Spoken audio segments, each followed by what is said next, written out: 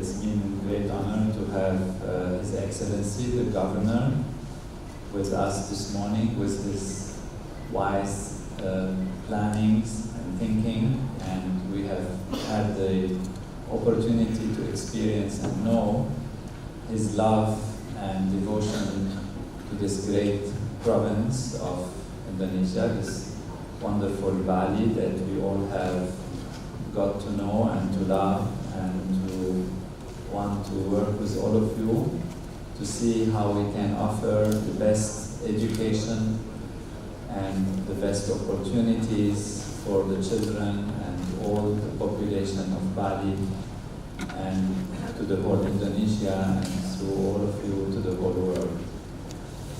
Today there will be many illustrious presenters of knowledge and science. I would like to start by laying the foundation of why and how this technology works. So I'll be more on a little bit the background and theoretical aspects, and all our great colleagues will be presenting the actual scientific findings and programs that we have. What we are offering and what we have been teaching around the world is a science and technology of consciousness. Consciousness, which is awareness, the ability to be conscious, the ability to be aware, and this is all based on the ancient knowledge that comes from the Vedic tradition. It's a science and it's a technology. Whenever we think of science and technology, we tend to think in terms of material objective aspects. So one wonders, how is science of consciousness? How can we call something a science of consciousness? So let us define science first. What is science? Science is something that is systematic, reliable, and repeatable. Systematic means you have something that you can apply in a very specific way. There are very specific sequences of things. It's not just mood making or differences between different individual situations and circumstances, but there is a systematic process that happens in science. Reliable means that every time you apply this systematic process, you can get a result, a reliable result, that you can see that it works. Not that sometimes you apply it, it works, sometimes it doesn't work, and then you want to call it systematic, but if it's not reliable, then it cannot be considered science. It has also to be repeatable, which means it's not that it works only for some time under some circumstances, but it means that other scientists and other people who use the same systematic system can repeat it and get the same results. So that is how we can say we have something scientific. So scientific technology has systematic methods and procedures. It can be proven to work reliably and repeatedly, can be used with the same results on a repeated way. So the scientific approach of any aspect of modern science actually uses instruments. For example, if you want to say, well, objects have a certain mass, you can weigh them, and you can say what is the mass, and you can use an instrument. Now, the more precise your instrument is, the better are your results and more accurate are your results. So if you use a balance like this for weighing, you can get some kind of result, but it's rather crude. If you have more specific instruments, you can measure things, temperature, radiation, electricity, lengths. The instruments are used. If you get more sophisticated instruments, such as the microscope, then you can see more in detail and more specific values that on the gross level seem very crude. There are more advanced instruments, of course, that we use in medicine, such as magnetic resonance imaging or CAT scans. We can have very advanced instruments such as cyclotrons that actually go to measure the elementary particles. So we go from the grosser level to deeper and deeper level into the molecular level, and then beyond the molecules to the atomic level and to the level of elementary particles and fine fabrics of creation. If you want to go up into space and see how the world is built, you have very advanced telescopes and instruments like that. What we're talking about today is called Maharishi's Vedic Science and Technology, generally known in the world as transcendental meditation and its advanced techniques. What are the instruments? What is the instrument? What are the procedure and methods that Maharishi's Vedic Science and Technology uses? Because we are saying science. Maharishi's Vedic Science and Technology develops and uses the most advanced instrument. In fact, the instrument that invents and itself uses all other instruments.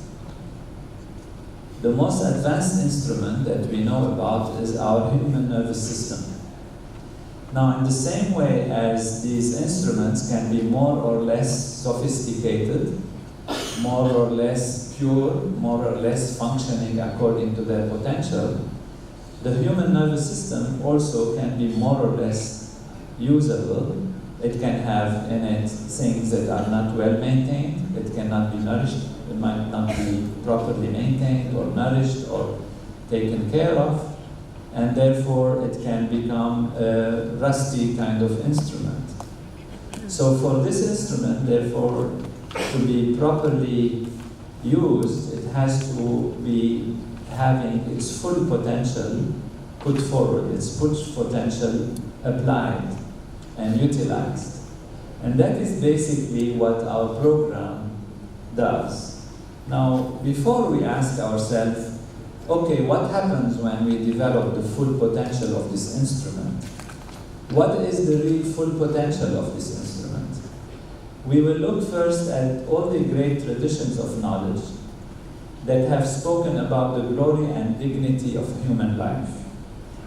If you go to the Vedic tradition, it says that this human instrument, which is our self, our body, our mind, our intellect, our nervous system, is totality. Aham Brahmasmi.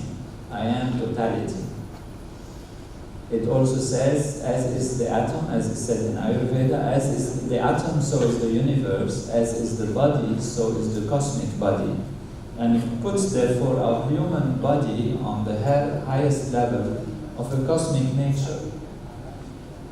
And it also says that out of bliss we are born, in bliss we are sustained, and to bliss we go. Therefore, it says that the glory of life is to be lived on greatest happiness and greatest potential. It is not only the Vedic tradition that says that. All the great traditions of knowledge point to the same things. In the Tao, it says that the nature of heaven belongs to man, to the human being. In the Bible, God created man in his own image. In the New Testament, the kingdom of heaven is within you. In the Quran, and on earth are signs of God for those of assured faith. They are within you. Do you not perceive? In a poem by a great Muslim leader and Imam Ali says, and consider yourself to be a small atom, yet the whole universe is folded within you.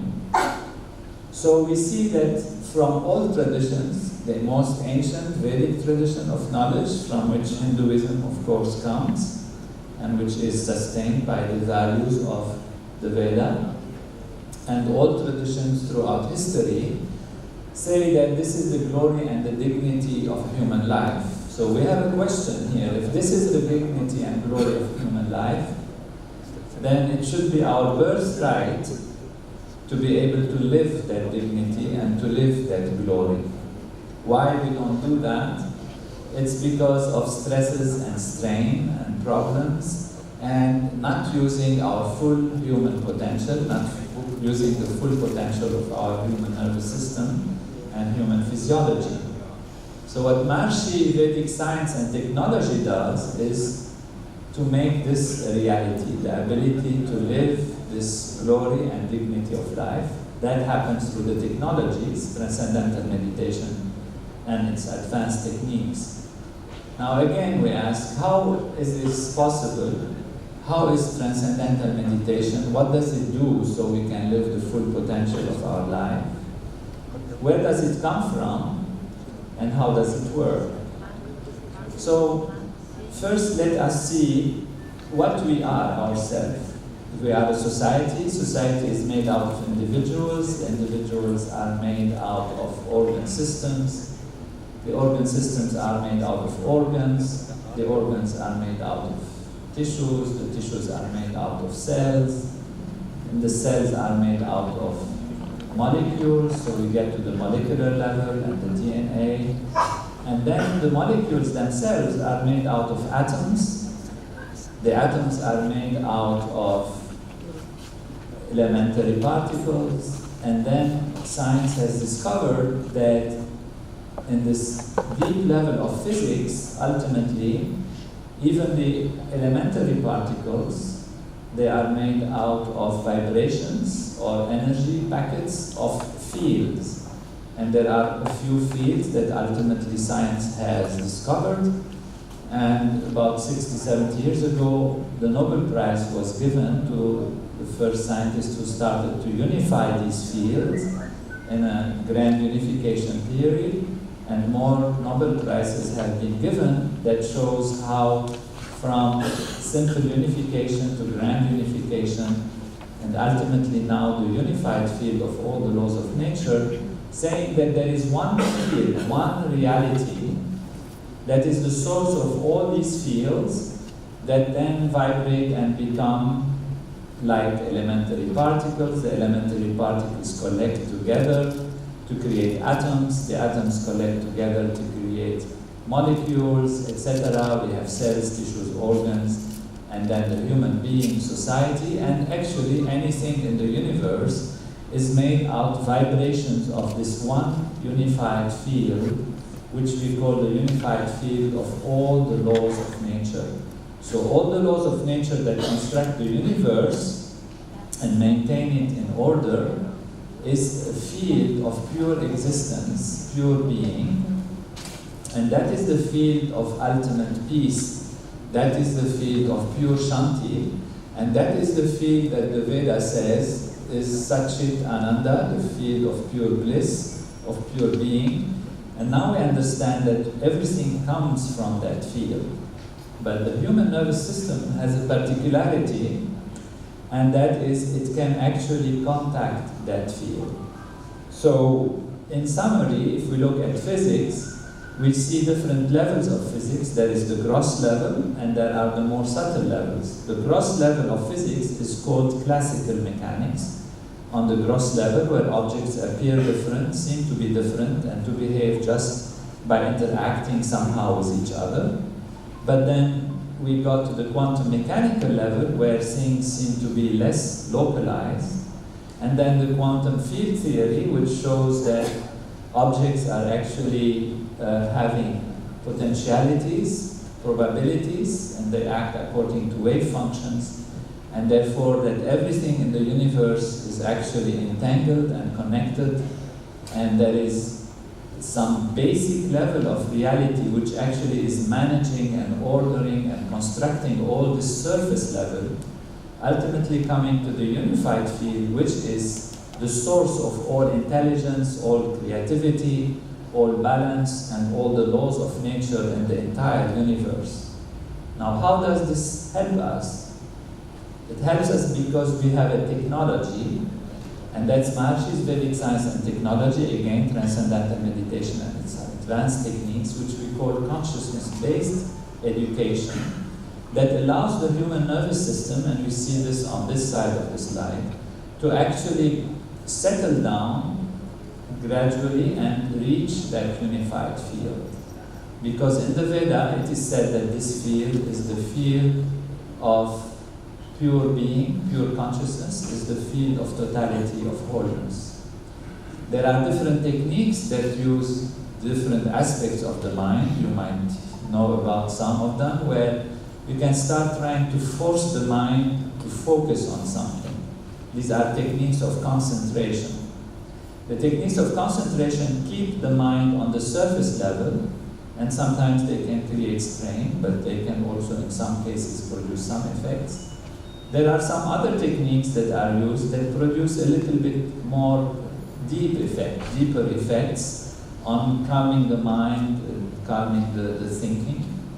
But the Transcendental Meditation program is a program that takes you from the surface of thinking and allows through TM, that's why it's called Transcendental Meditation, which means to go beyond the surface level and allow you to dive deep and deep until you reach the unified field of natural law. So the human mind, this instrument, allows transcending, which goes beyond the surface level. It takes us beyond the activities on the surface to the source of all creativity and all intelligence in the whole universe. That is what we call transcending. And transcending produces this samadhi. Samadhi is a state of evenness of the mind, and the Veda says, then the seer is established in the self. That is what to know yourself means. We have heard so much that ultimately we would like to know ourselves, who we are. Who we are is not somebody who is on the surface level having some qualities, some positive things and negative things. Ultimately, who we are is the unified field, and our human nervous system allows us to experience that. Transcendental meditation is the highest level of yoga. It's really that which brings the full activity of the mind to settle down. Yoga is the complete settling of activity of the mind. Yoga chitta vritti nirodha. That means yoga is the settling of the mind towards that samadhi, that state of pure bliss, pure consciousness, and that is the state of perfect balance, of infinite peace and unbounded creativity. So today, a lot of research will be presented. There are more than 600 scientific research studies on this technology, and a lot of these technologies will be presented in terms of their results on human life.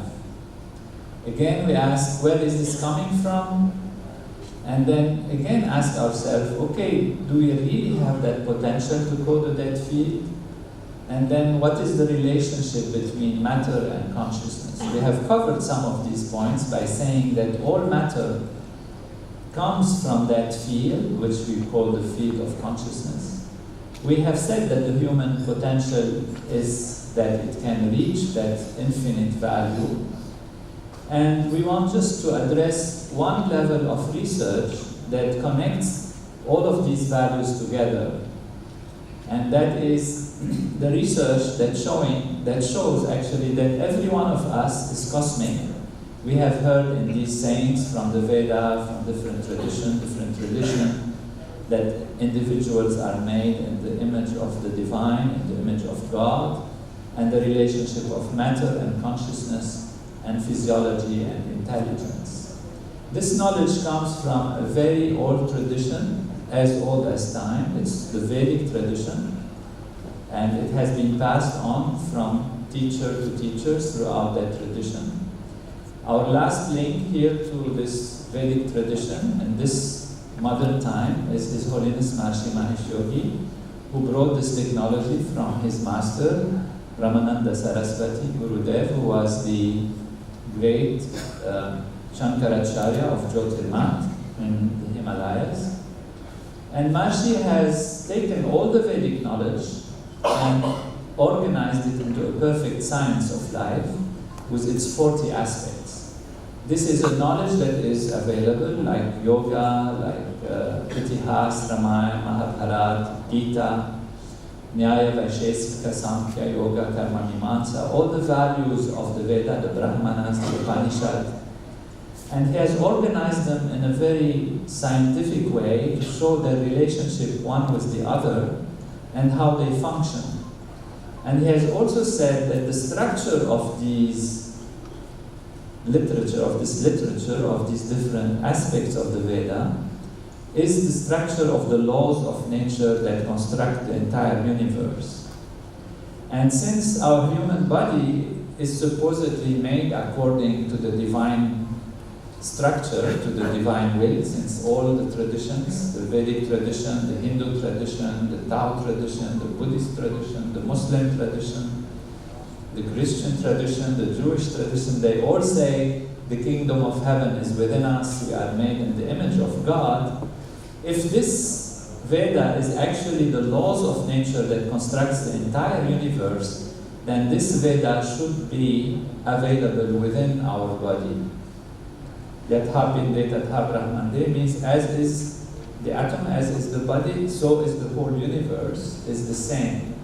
And even in the Muslim tradition, we have heard Imam Ali saying, consider yourself to be an atom in which the whole universe has folded itself. So all of these traditions are pointing to this value, and of course, in a very big way, the Vedic tradition, the Hindu tradition, builds all of its values on this swasti, on this shanti, that is the evenness of the mind, the evenness of the self, the peace that is within. So therefore, how is it possible that all of these books actually, and their structure, means how many chapters they are made, how many divisions there are made, are actually in our human physiology? It was my great privilege myself to be working with Maharishi on that, and he guided me, because I had some scientific background and knowledge into the workings of the body and the mind and the physiology, to compare this literature to how our body works, not only on the mental level, but actually the physical level, how our organs are structured, how our brain is structured, and find that through a book that has been published, that all of the Veda is in our human physiology. And the Ramayana, as a big important part of the Veda, all of the Ramayana actually happens in our own body. So the stories of Ram and how he goes and where he goes and what he does, and all of about Hanumanji and Lakshman and Sita and everybody is actually available in our physiology, and the story of the Ramayana is happening within us. I give you a few examples. Yoga, for example, is one of the 40 aspects of Veda and Vedic literature. It is by Patanjali, who cognized it. It has 4 chapters. Each chapter has a certain function, and each chapter has a number of sutras. Each sutra has a function also, which can be realized from its even studying its meaning. The human brain is made out of 4 different lobes, 4 different, anatomically different, structurally different, and functionally different lobes. And these 4 lobes, they correspond to the 4 chapters of yoga.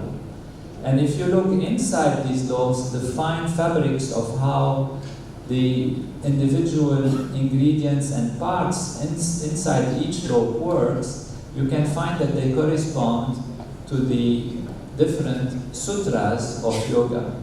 So now you have the occipital lobe is chapter 1, the frontal lobe is chapter 2, chapter 3, chapter 4, and in them you have seen here, it's written in Sanskrit, these sutras that actually correspond to the functioning of these different parts of the human brain. Which means our nervous system, our human brain, is a replica of yoga, of the book of yoga. Not only yoga, but all the 40 aspects of the human body, of the Vedic literature, are in the human body. Here we have another one as an example. Nyaya is one aspect, it is the thalamus. It has the same divisions as the book of Nyaya, and the same exact numbers of subdivision and sub-subdivisions, which means it's an exact replica of the book of Nyaya, which is a very important part of the 6 systems in the Indian philosophy. It's part of the Upangas.